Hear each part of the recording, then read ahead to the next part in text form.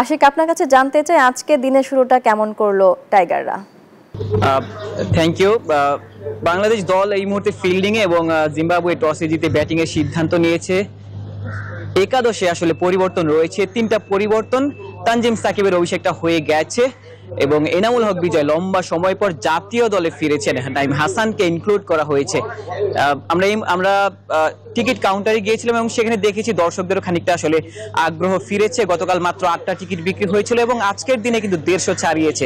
দিন বাড়ার সাথে সাথে আরো কিছু মানুষজন হয়তো বাংলাদেশের ম্যাচটা দেখতে আসবেন এবং আমরা যতটুকু গতকাল পর্যন্ত খবর পেয়েছিলাম যে এই ম্যাচকে ঘিরে টাইগাররা আসলে ভিন্নভাবে পরিকল্পনা সাজিয়েছে, যেমনটা আজকের একাদশ দেখলে তার একটা প্রমাণ পাওয়া যায়। একটা টার্নিং উইকেটের প্রত্যাশা আসলে আমরা সবাই করছিলাম এবং নাইম হাসানের ইনক্লুশনে সেটি আসলে প্রতিফলিত হয়েছে এবং তানজিম সাকিব, যিনি আসলে নাহিদ রানার পরিবর্তে একাদশে ঢুকেছেন, তানজিম সাকিবের অভিষেকটা হয়ে গেছে। ফিল সিমন্স বলছিলেন বাংলাদেশ দলের হেড কোচ যে তানজিম সাকিব লাল বলের ফর্মেটেও দারুণ পারফর্ম করতে পারেন, তবে সব থেকে বেশি দায়িত্বটা কিন্তু নিতে হবে অভিজ্ঞ ব্যাটারদের। মমিনুল হক সৌরভ এই মাঠে যার 7টা সেঞ্চুরি রয়েছে তার দিকেই তাকিয়ে থাকবে টাইগাররা এবং মমিনুল হক সৌরভ তার আসলে প্রতিদানটা দিতে চাইবেন।